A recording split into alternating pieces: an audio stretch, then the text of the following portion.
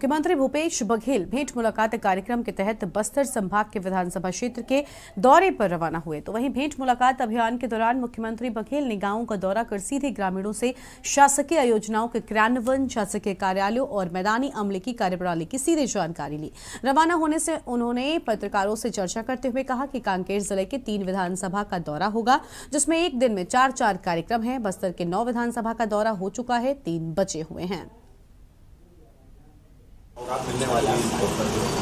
आज कांकेर जिले के तीनों विधानसभा भेंट मुलाकात कार्यक्रम होगा और इस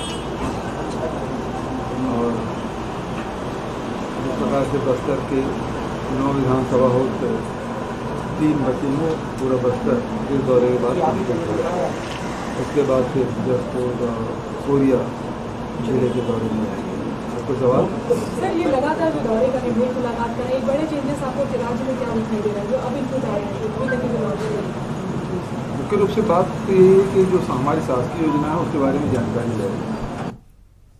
छत्तीसगढ़ में कर्मचारियों के लिए पुरानी पेंशन स्कीम को लागू करने की कवायद शुरू हो गई है। मुख्यमंत्री बघेल ने प्रधानमंत्री मोदी को पत्र लिखकर नवीन अंशदायी पेंशन योजना के तहत NSDL को अंतरित 17,240 करोड़ रुपए छत्तीसगढ़ सरकार को वापस करने के लिए पेंशन निधि विनियामक और विकास प्राधिकरण को निर्देशित करने का अनुरोध किया है, ताकि शासकीय कर्मचारियों और उनके परिजनों के लिए पुरानी पेंशन योजना लागू करने के लिए राज्य शासन के लिए गए निर्णय का क्रियान्वयन किया जा सके। मुख्यमंत्री बघेल ने पत्र में लिखा कि राज्य सरकार के द्वारा NPS ट्रस्ट और NSDL के साथ किए गए अनुबंधों में ऐसा कोई विशिष्ट प्रावधान नहीं है जो राज्य शासन को नवीन अंशदायी पेंशन योजना के संबंध में किए गए अनुबंध से बाहर जाने और पुरानी पेंशन योजना कोई बहाली से बाधित करता हो।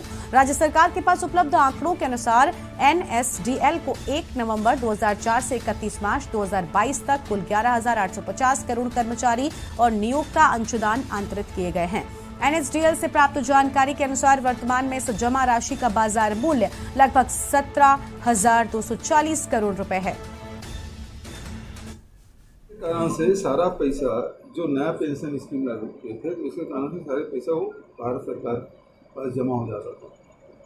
अब चूंकि हम ओल्ड पेंशन स्कीम लागू कर रहे हैं, तो वो जो राज्य का हिस्सा है उसको वापस करें, ताकि हम ओल्ड पेंशन स्कीम हम मतलब जो लागू किए हैं तो उसका लाभ आम जो कर्मचारी अधिकारी जो स्टेट के हैं उसको मिले। प्रदेश के अनियमित कर्मचारी महासंघ ने 1 दिवसीय काम बंद कर बुढ़ापारा धरना स्थल में चेतावनी सभा का आयोजन किया। दरअसल ये अनियमित कर्मचारी नियमितीकरण की मांग पर अब मुखर होकर सामने आ रहे हैं। राज्य सरकार से सभी कर्मचारी मांग कर रहे हैं कि वो अपने चुनावी वादों को निभाएं। दरअसल कांग्रेस ने 2018 के विधानसभा चुनाव में वादा किया था कि अनियमित कर्मचारियों को नियमित किया जाएगा, जो अब तक जस के तस हैं, जिससे कर्मचारियों में शासन के विरुद्ध रोष व्याप्त है। छत्तीसगढ़ संयुक्त अनियमित कर्मचारी महासंघ के बैनर तले बुढ़ापारा धरना स्थल में आयोजित चेतावनी सभा में 36 से अधिक अनियमित कर्मचारी संगठन के हजारों की संख्या में चेतावनी सभा में लोग शामिल हुए हैं।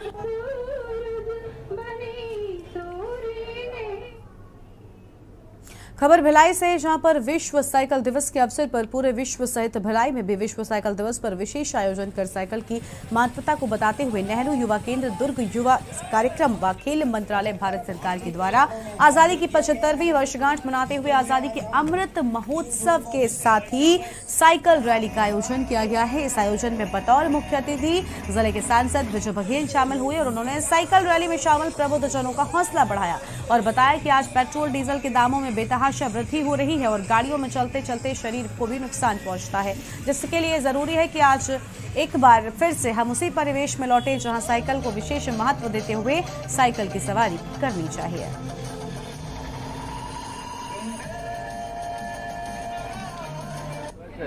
और हमारे दुर्ग के नेहरू युवा केंद्र के द्वारा, जिसके प्रमुख नितिन शर्मा जी हैं, उनके द्वारा ये आयोजन किया जा रहा है और हर साल ऐसे आयोजन होते हैं।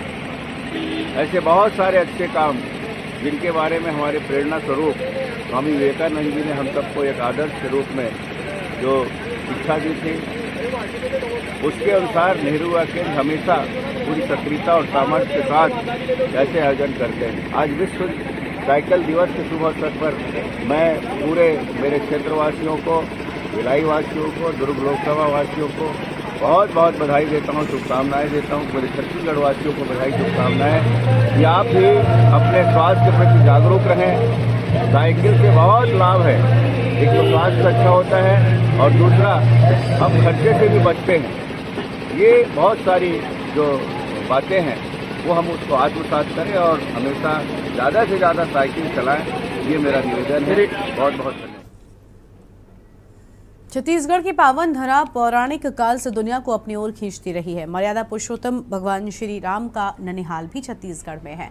राम छत्तीसगढ़ियों की जीवन शैली और दिनचर्या का अंग है। पुरातन काल से छत्तीसगढ़ में राम लोगों के मानस पटल पर भावनात्मक रूप से जुड़े हैं। तो वहीं भगवान राम ने 14 साल वनवास के दौरान लंबा समय छत्तीसगढ़ की धरा पर भी गुजारा था। वनवास के दौरान श्री राम छत्तीसगढ़ के जिन स्थानों से गुजरे थे उन्हें छत्तीसगढ़ शासन ने राम वन गमन पथ के रूप में विकसित करने का काम की योजना बनाई है।